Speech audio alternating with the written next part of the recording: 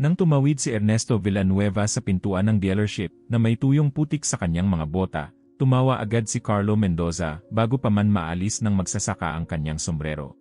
May magsabi nga sa kanya na nasa kabilang kalsada ang tindahan ng makinaryang pangsaka, sabi ng salesman malapit sa coffee machine.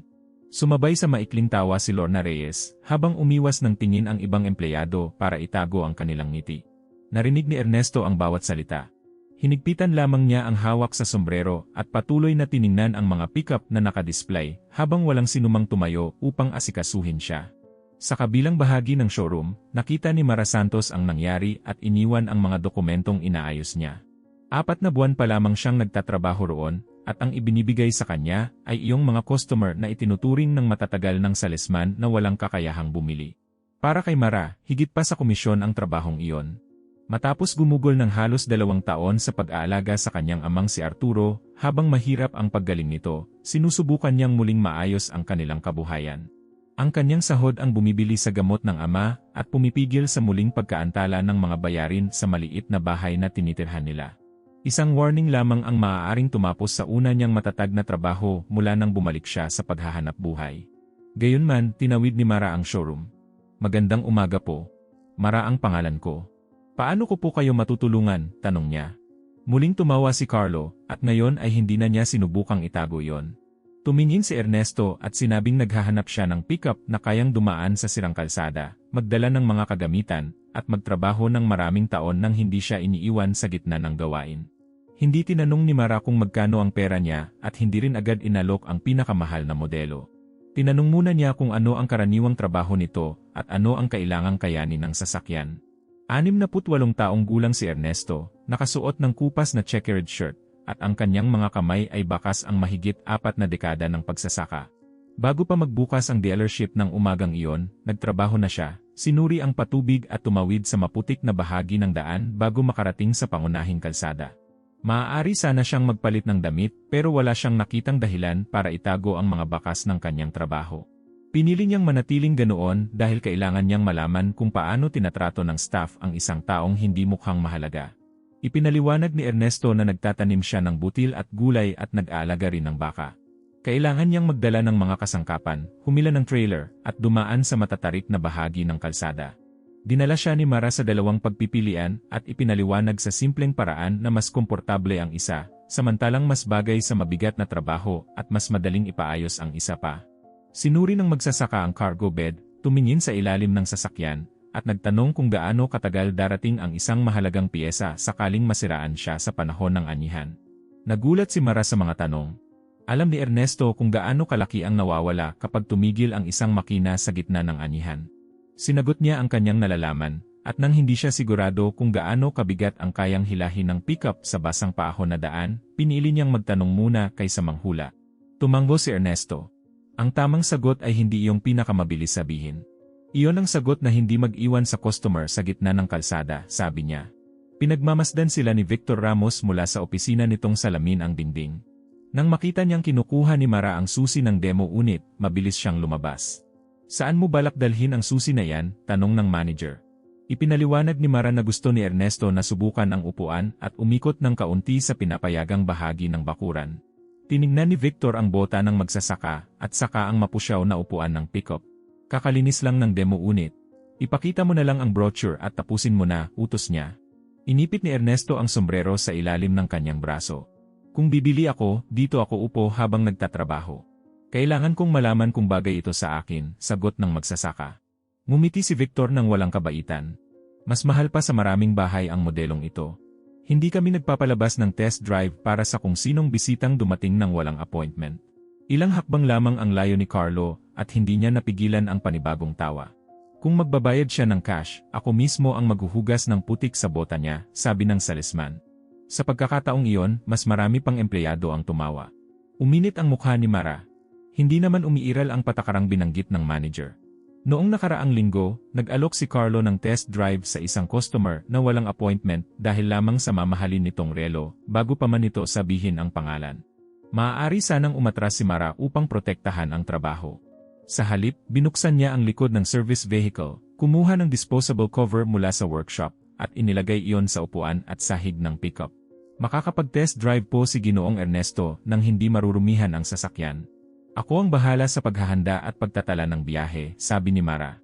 Bago tayo magpatuloy, sagutin sa comments, magkakaroon ka ba ng lakas ng loob na gawin ang ginawa ni Mara at asikasuhin ang matandang magsasaka ng may paggalang, kahit alam mong maaari mong makaharap ang sarili mong manager? Isulat ang o hindi at sabihin kung saan ka nanonood. Lumapit pa si Victor. Sinasalungat mo ba ang direktang utos ko dahil sa isang taong pumunta lang dito para mamasyal? Tanong ng manager. Hindi tinaasan ni Mara ang boses. Sinusubukan kong malaman kung customer siya. Iyon ang dahilan kung bakit ako kinuha ng dealership. Ilang segundo lamang ang katahimikan pero parang mas matagal iyon. Ayaw ni Victor na gumawa ng eksena sa harap ni Ernesto. Pinayagan niya ang 2 ikot sa bakuran at binalaan si Mara na mag-uusap sila pagkatapos. Habang umiikot, sinubukan ni Ernesto kung malinaw ang tanaw, kung madaling gamitin ang mga kontrol, at kung maayos ang takbo sa mabagal na bilis. Nagpahinto siya malapit sa ramp ng workshop at nagtanong kung makakaahon ang pickup na may kargang trailer kapag basa ang lupa. Ipinaliwanag ni Mara ang limitasyon ng test at ipinakita ang impormasyon ng manufacturer, nang hindi nangangako ng bagay na hindi niya mapatutunayan. Pagkababa, nagpasalamat si Ernesto at humingi ng proposal na may 3 pagpipilian, kasama ang inaasahang gastos sa maintenance sa mga unang taon. Hindi niya sinabing bibili siya kaagad. Wala rin siyang ipinakitang tanda ng kayamanan. Kinuha niya ang folder na ibinigay ni Mara at naglakad patungo sa pinto habang pinagmamasdan pa rin siya ng iba. Bago lumabas, huminto si Ernesto sa harap ni Carlo. Hindi mo kailangang hugasan ang mga bota ko, sabi ng magsasaka. Natatanggal sa tubig ang putik. Mas mahirap linisin ang ilang ugali. Wala nang tumawa. Nagpaalam siya kay Mara at umalis sakay ng isang lumang pickup na kupas na ang pintura sa araw. Pagkalayo ng sasakyan, ipinatawag ni Victor si Mara sa opisina. Alam niyang may kapalit ang ginawa niyang pag-asikaso, pero hindi niya naisip na pumasok ang magsasakang iyon upang suriin ang isang bagay na mas malaki kaysa sa isang sasakyan. Isinara ni Victor ang pinto ng opisina at inilapag ang susi ng demo unit sa mesa. Kailangan mong matutong kilalanin kung sino ang may kakayahang bumili, sabi niya. Tinanong ni Mara kung anong patakaran ang nilabag niya dahil naitala naman ang test at naprotektahan ang loob ng sasakyan. Hindi siya tuwirang sinagot ng manager. Sinabi nitong dapat ilaan ang oras, gasolina, at atensyon sa mga customer na mukhang may pera. Pagkatapos ay inilapag niya sa harap ni Mara ang written warning para sa pagsuway. Pirmahan mo. Kapag naulit ito, pag-iisipan namin kung mananatili ka pa rito, sabi ni Victor. Binasa ni Mara ang buong dokumento. Sa bahagi para sa kanyang paliwanag, isinulat niyang nagsagawa siya ng maikli, protektado, at nakatalang test drive matapos matukoy ang tunay na pangangailangan ng customer. Saka lamang siya pumirma. Hindi nagustuhan ni Victor ang isinulat pero hindi niya yon mapigilan. Lumabas si Mara nang hindi nakikipagtalo at bumalik sa showroom. Tinanong ni Carlo kung sako-sakong maisba ang magiging komisyon niya sa pamamasyal. Napangiti si Lorna dahil nakasanayan niyang sumabay sa iba. Pero agad siyang tumigil nang mapansing narinig siya ni Mara. Nang gabing iyon, umuwi si Mara na nakatago sa ilalim ng bag ang warning. Hinihintay siya ni Arturo sa mesa habang inaayos ang mga gamot para sa buong linggo gamit ang mga daliring hindi pa rin lubos na matatag. Napansin nitong tahimik ang anak at tinanong kung may nangyari. Sinubukan ni Mara na sabihin pagod lamang siya, ngunit alam ng ama kung paano niya idinidiin ang mga labi kapag natatakot. Matapos ang ilang tanong, ikinuwento niya ang tungkol kay Ernesto, sa mga tawanan, at sa banta ni Victor. Hindi niya yon sinabi para purihin siya. Gusto lamang niyang malaman ni Arturo na maaaring manganib ang trabaho na sumusuporta sa kanilang dalawa. Nag-alala si Arturo pero hindi niya hiniling na mawalan ng malasakit ang anak para mapanatili ang trabaho. Noong ako ang nangangailangan ng tulong, itinigil mo ang sarili mong buhay at hindi mo tinanong kung ano ang makukuha mo, sabi niya. Hindi ko hihilinging tratuhin mo ang ibang tao na parang wala silang halaga dahil kailangan natin ngayon ng pera. Hinawakan ni Mara ang kamay ng ama at inaming natatakot siyang bumalik sa mga pansamantalang trabaho. Sumagot si Arturo na masakit mawala ng trabaho, ngunit mas matagal siyang susundan ng sakit kung mawawala ang paggalang niya sa sarili. Kinabukasan, bumalik si Mara sa dealership na natatakot pa rin, ngunit buwang pa siyang hindi pipirma sa bentang nakasalig sa kasinungalingan. Sa sumunod na 2 araw, ginawa ni Mara ang proposal na hiniling ni Ernesto. Hindi lamang siya nagkwenta ng hulog. Tumawag siya sa workshop, kinumpirma ang oras ng maintenance, inihambing ang mga gulong, sinuri kung madaling makuha ang mga piyesa, at naghanda ng 3 pagpipilian. Hindi ang pinakamahal ang pinakamahusay para sa magsasaka. Isang mid-range na modelo na may tamang proteksyon at serbisyo, ang pinakaligtas na balanse. Nang dalhin ni Mara kay Victor ang proposal para aprubahan, halos hindi ito tiningnan ng manager. Ginugol mo ang lahat ng oras na ito para sa lalaking may maputik na bota, tanong niya. Sumagot si Mara na kailangan ni Ernesto ng solusyon para sa trabaho, hindi ng mamahaling palamuti. Inalis ni Victor ang mga pahinang nagpapakita sa mas abot kayang pagpipilian at inilapag ang folder sa mesa ni Carlo. Sinabi niyang ipapakita ang proposal bilang gawa ng mas matagal ng salesman kapag bumalik ang magsasaka. Tinanong ni Mara kung bakit inalis ang kanyang pangalan. Hindi bagay ang may warning sa isang mahalagang negosasyon, sagot ni Victor. Ikaw ang tatanggap sa mga bisita, maghahain ng kape, at hahayaan mong ang marunong magsara ng deal ang humawak sa benta. Nakita ni Mara na binubuklat ni Carlo ang material na 2 araw niyang pinaghirapan at naunawaan niyang hindi lamang siya gustong parusahan ni Victor. Gagamitin nito ang kanyang trabaho at pagkatapos ay ipapakita sa buong staff na hindi siya karapat-dapat sa malalaking customer. Kung ipapakita ninyo ang proposal, panatilihin ninyo ang pinakaangkop na pagpipilian at ipaliwanag ng malinaw ang mga gastos, pakiusap niya. Tumawa si Victor. Kapag kailangan ko ng leksyon sa moralidad, sasabihin ko. Hanggat wala, gawin mo ang iniutos. Malinaw ang banta. Anumang pagtutol ay maaaring gawing pagtanggal sa trabaho ang warning.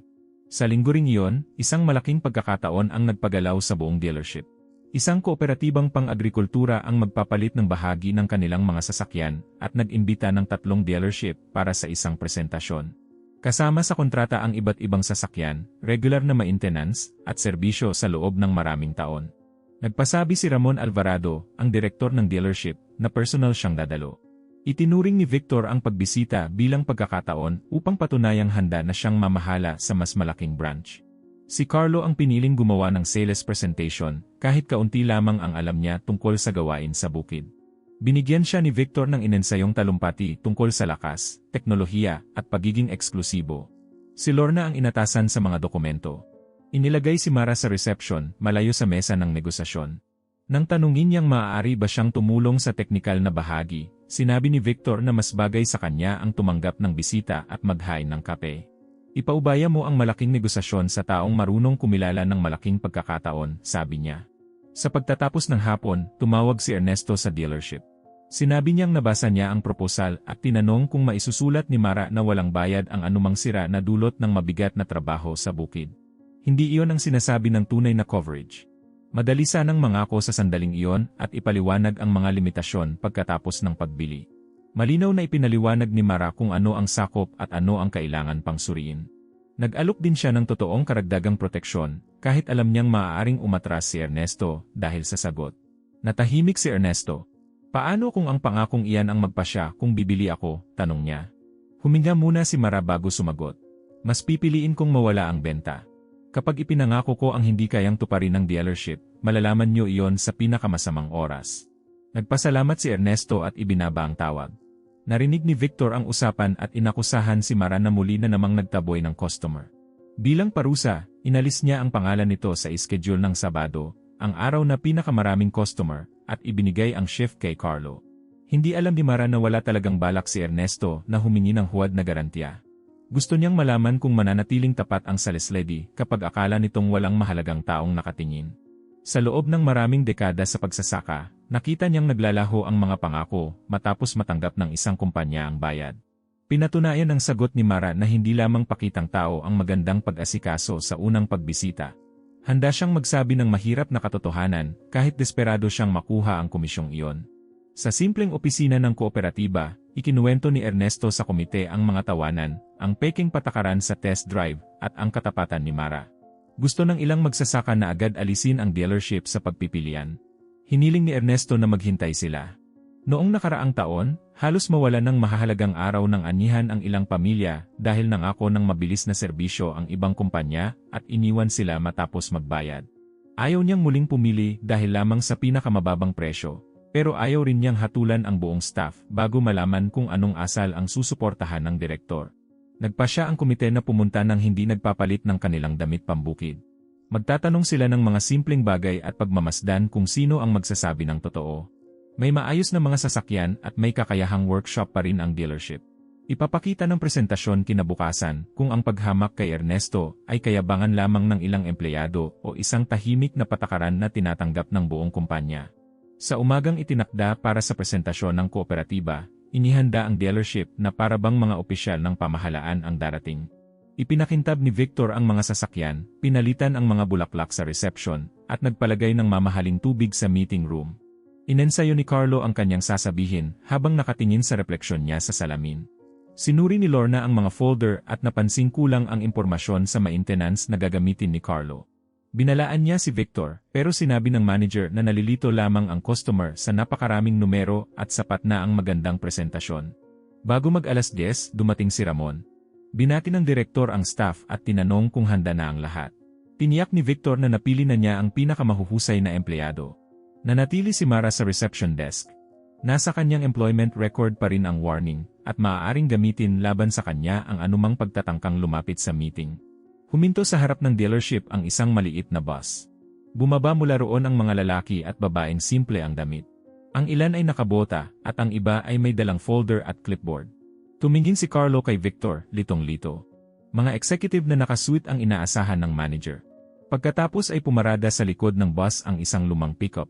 Bumaba si Ernesto na suot ang parehong checkered shirt, bota, at sombrero noong una niyang pagbisita. Namutla si Carlo. Nabitiwan ni Lorna ang isang folder. Sinubukan ni Victor na ayusin ang sarili at lumapit sa grupo. Mga Ginoo, hinihintay namin ang mga kinatawan ng kooperatiba para sa pribadong meeting, sabi ng manager. Huminto si Ernesto sa harap niya. Hindi na ninyo kailangang maghintay. Kami ang mga kinatawan, sagot ng magsasaka. Biglang natahimik ang buong showroom. Ipinaliwanag ni Ernesto na siya ang pangulo ng isang kooperatibang binubuo ng daan-daang maliit at katamtamang laki ng mga magsasaka. Araw-araw pa rin siyang nagtatrabaho sa sarili niyang lupa at hindi siya nagsusuot ng espesyal na damit para sa isang negosasyon.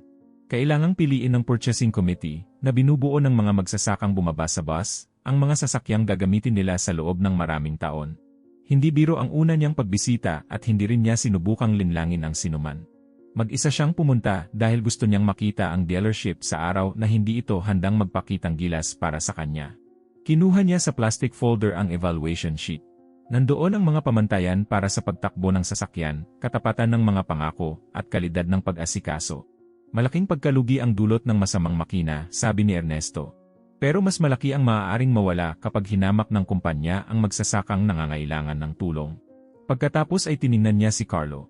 Noong araw na yon, pinagtawanan mo ang mga bota ko, at nangako kang huhugasan ang mga iyon kung magbabayad ako ng cash.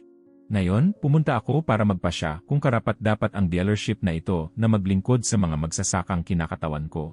Sa tingin mo pa rin ba na ang putik ang pinakamahalagang impormasyon tungkol sa akin? Bumuka ang bibig ni Carlo pero walang lumabas na sagot. Sinubukan ni Victor na sabihing isa lamang iyong hindi pagkakaintindihan. Hindi tinaasan ni Ernesto ang boses nang pigilan niya ito.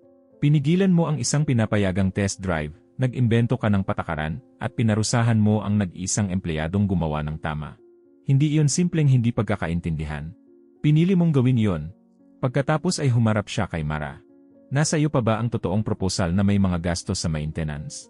Kinumpirma ni Mara na may kopya pa siya. Hiniling ni Ernesto na siya ang manguna sa presentasyon. Tumutol si Victor at sinabing handa si Carlo at responsibilidad ng management ang paghahati ng gawain.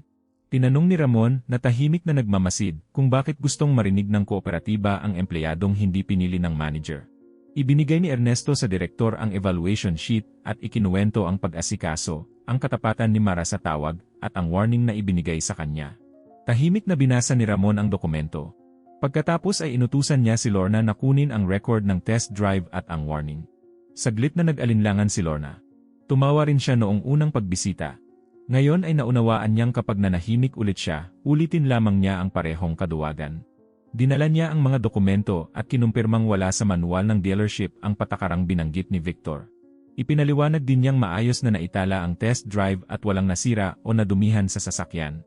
Ibinalik ng direktor ang mga papel at pinahintulutan si Mara na pangunahan ang meeting. Nanatili si Victor sa showroom pero wala na siyang kontrol sa nangyayari. Sa unang pagkakataon mula nang pumasok si Ernesto, tiningnan ng lahat si Mara hindi dahil naawa sila, kundi dahil siya ang taong nakaalam ng dapat gawin. Kung naniniwala kang tama ang ginawa ni Mara, mag-like at mag-subscribe sa channel. Orihinal na kwento ito ng Verdades Narradas, at nakatutulong ang iyong suporta para maipagpatuloy namin ang aming trabaho. Maaari mo ring i-click ang maging miyembro sa tabi ng subscribe button. Sa napakababang buwan ng halaga, nakatatanggap ang mga miyembro ng mga eksklusibong kwento bawat linggo, direktang sumusuporta sa channel, nakakausap kami, at nakakakuha ng marami pang ibang benepisyo. Bago pangunahan ang grupo, humingi si Mara ng ilang minuto para ayusin ang material. Inihanda ni Victor ang presentasyon para sa isang modelo at isang nakaakit na discount. Kailangan niya iyong gawing totoong pag-uusap tungkol sa pang-araw-araw na trabaho. Nag-alok si Lorna na i-print ang mga pahinang ipinapatanggal ni Victor. Nanatiling nakatayo si Carlo, hindi malaman kung mas natatakot siyang mawala ang deal o nahihiya dahil kinompronta siya ng lalaking pinagtawanan niya.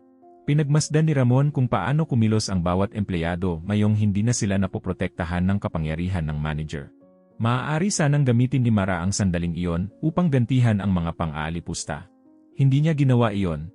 Hiniling niyang ihanda ni Carlo ang mga brochure, kunin ni Lorna ang service records, at tawagin ang workshop.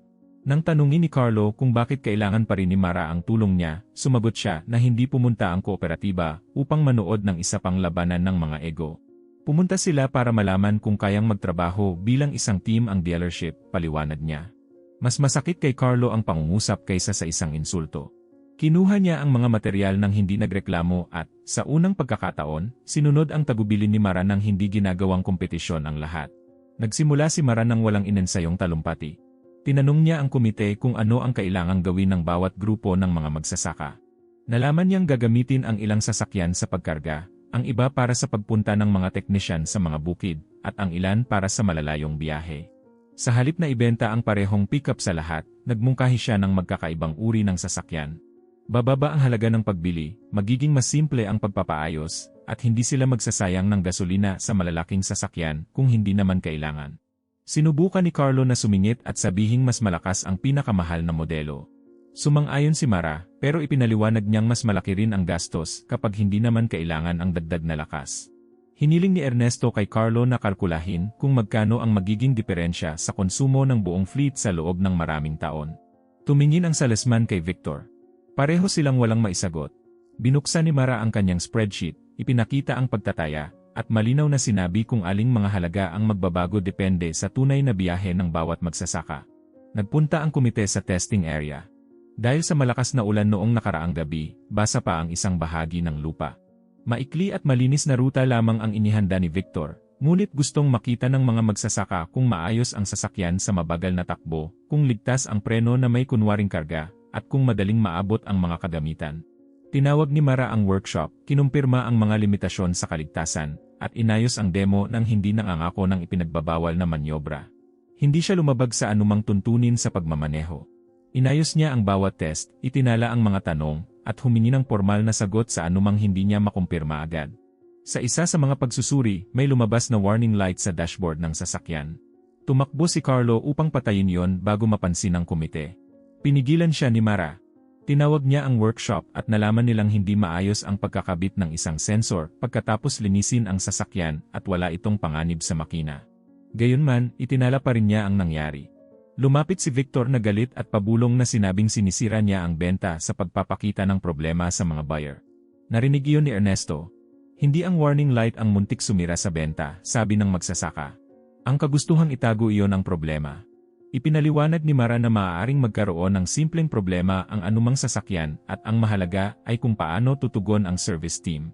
Inayos ng mga teknisyan ang sensor, inulit ang test at pinatunayan na maayos ang sasakyan. Sa halip na mawala ng tiwala, mas naging bukas ang komite sa kanilang mga tanong. Nakita nilang hinarap ng dealership ang totoong problema nang hindi nagpapanggap na perpekto, kahit habang si Mara lamang ang namumuno. Noon lamang ibinunyag ni Ernesto ang laki ng desisyon. Bibili ang kooperatiba ng 24 na sasakyan at mananatili sa napiling service provider sa loob ng 4 na taon. Kayang baguhin ng kontrata ang resulta ng branch at magbukas ng daan sa mga susunod na pagbili ng daan-daang magsasaka. Hindi makakilos si Carlo na pinagtawanan noon ang posibilidad na makabili ang matanda ng kahit isang pickup. Napahawak si Lorna sa bibig. Maging si Ramon ay kinailangang basahin ulit ang dokumentong ibinigay ni Ernesto. Hindi tinaasa ng matandang magsasaka ang kanyang boses. Inilapag lamang niya ang proposal sa mesa at hinayaang patahimikin ng mga numero ang lahat sa showroom. Pagbalik sa meeting room, sinubukan ni Victor na kunin ang closing. Nag-alok siya ng agarang discount kung pipirma ang komite sa araw ding iyon. Tumanggi si Ernesto. Hindi magpapasya ang kooperatiba sa isang sama-samang pagbili dahil lamang sa pressure. Nagbigay siya ng dokumentong naglalaman ng kanilang mga huling kailangan, totoong coverage para sa gamit sa bukid, madaling makuhang mahahalagang piyesa, tulong sa panahon ng anihan, pagsasanay para sa mga driver, at isang paraan ng pakikipag-ugnayan na hindi ituturing na mababang uri ang maliliit na magsasaka. Nakita ni Ramon na kayang tuparin ng dealership ang mga kondisyon, pero kailangan nitong baguhin ang ilang gawain. Tinanong niya si Ernesto kung inalis na ba sa pagpipilian ang dealership dahil sa asal ni Victor. Tiningnan muna ng magsasaka ang ibang kasapi ng komite. Kung ang desisyon ay nakasalalay lamang sa paraan ng pagtrato ninyo sa akin, matagal na sana kaming umalis, sabi niya. Pero ang isang kumpanya ay binuburi ng mga taong may lakas ng loob na gawin ang tama kahit may kapalit. Ipinakita ni Mara na may kakayahan ang dealership. Ngayon, kayo ang kailangang magpasya kung aling asal ang kumakatawan sa kumpanyang ito. Nawala ng kontrol si Victor.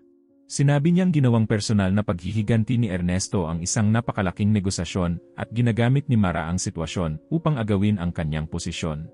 Hinayaan siyang matapos ng magsasaka. Pagkatapos ay inilapag ni Ernesto sa mesa ang 3 proposal ng magkalabang dealership at ang evaluation sheet na pinunan ng buong komite. Iniisip mo pa rin tungkol ito sa pride ko dahil hindi mo pa rin nauunawaan, sabi niya. Hindi ko kailangang magustuhan niyo ang damit ko. Kailangan kong magtiwala na kapag tumigil ang sasakyan ng isang magsasaka at nanganganib ang ani, hindi siya babaliwalain dahil mukha siyang mahirap. Ang paggalang na ipinagkait mo sa akin ay ipagkakait mo rin sa sinumang miyembro ng kooperatiba na papasok sa pintuang iyon. Iyan ang sinusuri namin. Walang nagtangkang ipagtanggol si Victor. Yumuko si Carlo. Kinumpirma ni Lorna sa direktor na inuutusan ng manager ang staff na unahin ang mga customer ayon sa itsura at ibinibigay ang pinakamagandang pagkakataon batay sa palagay, hindi sa propesyonal na pamantayan. Sinabi rin niyang tutulong siya sa pagsusuri ng mga record kung kinakailangan. Itinigil muna ni Ramon ang meeting at isinama si Victor sa opisina. Nang bumalik silang dalawa, wala na kay Victor ang kanyang Ipinaliwanag ni Ramon sa staff na pansamantalang aalisin sa tungkulin ang manager habang iniimbestigahan ng kumpanya ang maling warning, ang diskriminasyon sa mga customer, at ang iba pa nitong desisyon. Hindi niya hiniling na magdiwang ang sinuman. Napakaseryoso ng sitwasyon para gawing palabas. Kinuha ni Victor ang kanyang mga gamit at dumaan sa harap ni Ernesto nang hindi ito matingnan. Hindi rin lumiti ang magsasaka. Hindi siya pumunta roon upang hamakin ang isang tao. Pumunta siya upang pigilan ang paghamak ng taong iyon na maging patakaran laban sa daan-daang magsasaka. Nagpatuloy ang meeting kasama sina Mara at Ramon. Hindi agad dumating ang pirma. Sa loob ng 10 araw, kinailangang patunayan ng dealership na tutuparin nito ang mga pangako. Inipon ni Mara ang mga sagot at walang itinagong limitasyon. Kapag mas maganda ang kondisyon ng isang kakumpetensya, inaamin niya iyon at naghahanap ng ibang solusyon. Sinubaybayan ni Ernesto ang lahat na may parehong tahimik na pag-ingat noong una niyang pagbisita. Sa pagtatapos ng pagsusuri, inaprubahan ng kooperatiba ang pagbili ng 18 sasakyan sa dealership na iyon at iniwan ang 6 na unit sa ibang kumpanyang may mas angkop na modelo para sa isang partikular na pangangailangan. Itinuring iyon ni Carlo na bahagyang pagkatalo. Naunawaan ni Mara na tapat na desisyon iyon. Kinumpirma ni Ernesto ang pananaw niya. Ang nangangakong kayang lutasin ang lahat ay kadalasang hindi lubos na nauunawaan ang kahit isang problema, sabi niya. Nakuha ninyo ang bahagi ng kontratang kaya ninyong tuparin ng maayos. Ganyan dapat magsimula ang isang partnership. Kinansela ni Ramon ang warning ni Mara at ibinigay ang komisyong nararapat sa kanya sa proyekto. Hindi niya agad ginawang manager si Mara. Sa halip, inimbitahan niya itong bumuo ng isang espesyal na serbisyo para sa mga customer sa agrikultura na may malinaw na responsibilidad, training, at sariling mga target. Tinanggap iyon ni Mara sa kondisyong magiging patas ang pamamahagi ng customer at walang sinumang babaliwalain dahil sa damit, sasakyang ginamit sa pagdating o inaakalang laki ng bank account. Humiling si Lorna na sumali sa training. Bago pirmahan ang kontrata, nilapitan niya si Ernesto at inaming tumawa siya noong unang umaga. Sumabay ako sa kalupitan para hindi ako ang maiba, pagtatapat niya. Sumagot si Ernesto na nagkakaroon lamang ng halaga ang paghingi ng tawad kapag binabago nito ang susunod na kilos. Sineseryoso ni Lorna ang sinabi niya. Nakatanggap si Carlo ng formal na parusa at nawalan ng karapatang humawak sa malalaking account hanggang matapos ang training at maipakita ang pagbabago. Noong una, sinisi niya sina Ernesto at Mara. Sa paglipas ng panahon, naunawaan niyang halos nawala sa dealership ang kontrata para sa maraming taon dahil sa sarili niyang kayabangan. Hindi nangyari ang pagbabago niya sa isang talumpati. Nagsimula iyon nang tumayo siya upang asikasuhin ang bawat taong pumapasok, kahit sabihin ng mga dati niyang kasamahan na hindi sulit ang oras. Natuklasan sa internal investigation ang iba pang mapang-abusong desisyon ni Victor, kaya naging permanente ang kanyang pagkakatanggal. Inamin din ni Ramon na may pananagutan ang direktor dahil humingi ito ng resulta nang hindi tinitingnan kung paano iyon nakakamit. Gumawa siya ng paraan para masuri ang reklamo ng mga customer, pagtanggi sa test drive, at pamamahagi ng mga pagkakataon. Hindi nabura ng pagbabago ang nangyari, pero nabawasan ang posibilidad na maulit iyon sa likod ng opisina na salamin ang dingding.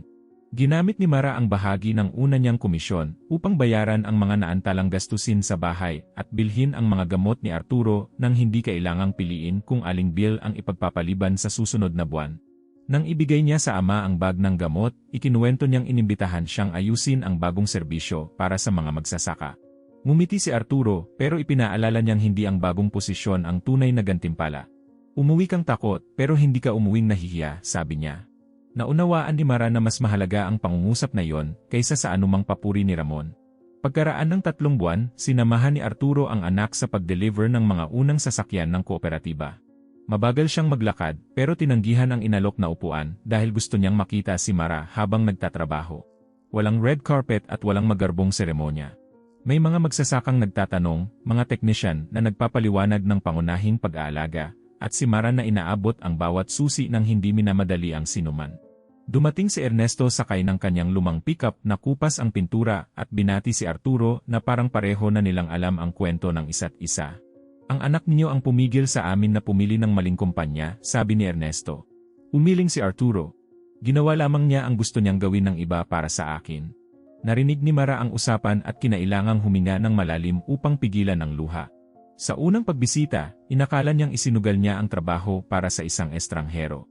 Ngayon, naunawaan niyang ang pagtatanggol sa karapatan ni Ernesto na pakinggan ay nagpanatili rin sa uri ng pagkataong itinuro sa kanya ng ama. Tinanong ni Mara kung bakit mag-isang pumunta si Ernesto noong unang umaga sa halip na ipaalam ang pagbisita ng kooperatiba. Ipinaliwanag niyang nagkaroon na ang grupo ng problema sa mga kumpanyang mahusay makitungo sa Pangulo sa meeting pero masama sa mga miyembro sa counter. Hindi niya gustong malaman kung paano tinatanggap ng dealership ang isang malaking kontrata. Gusto niyang malaman kung paano nito tinatanggap ang isang karaniwang magsasaka. Pangulo ako sa loob lamang ng isang panahon, sabi ni Ernesto. Pero magsasaka ako araw-araw. Kung kailangan kong magsuot ng suit para sagutin niyo ako, hindi kailanman gagana ang partnership na iyon. Bago umalis, pumasok si Ernesto sa showroom at tumayo sa parehong lugar kung saan pinagtawanan ng mga empleyado ang kanyang mga bota. Malinis ang sahig pero nagsisimula na namang umulan sa labas. Isang magsasakang maliit ang sakahan ang nag-alinlangan sa may pintuan dahil sa putik sa kanyang damit. Si Carlo ang unang kumuha ng proteksyon para sa upuan ng demo unit. Nag-alok si Lorna ng tulong sa mga dokumento at tinanong ni Mara ang bisita kung anong uri ng trabaho ang kailangang kayanin ng sasakyan. Pinagmasdan ni Ernesto ang eksena ng hindi nagpapapansin. Ang pinakamalaking sagot ay wala sa 18 sasakyang binili, sa komisyong ibinayad o sa manager na nawalan ng trabaho. Nasa katotohanang walang tumawa. Noong araw na yon, pinatahimik niya ang lahat ng ibunyag ang laki ng kontrata. Ngunit pagkaraan ng ilang buwan, nakita ang tunay na resulta ng hindi na kailangang patahimikin ang sinuman dahil natuto na ang staff na makinig bago humusga. Bago tayo magtapos, nais naming pasalamatan ang mga miyembro ngayong linggo, Maria Aparecida Santos, Ju Carlos Ferreira, Ana Paula Rodriguez, Roberto Almeida Costa, Luciana Martin Sauza, Paulo Henrique Ribiro, Teresa Cristina Lopes, Antnio Marcos Oliveira, Juliana Gomes Pereira, at Carlos Eduardo Barros. Maraming salamat sa pagsuporta ninyo sa Verdades Naradas. Maraming salamat sa pananatili hanggang dito. Kung naantig ka ng kwentong ito, mag-like at mag-subscribe sa channel. Isulat sa comments kung magkakaroon ka ng lakas ng loob na kumilos tulad ni Mara sa ilalim ng pressure at sabihin kung saan ka nanonood. Ibahagi ang kwentong ito sa isang taong naniniwala pa rin na mas mahalaga ang paggalang at katapatan kaysa sa anumang panlabas na anyo.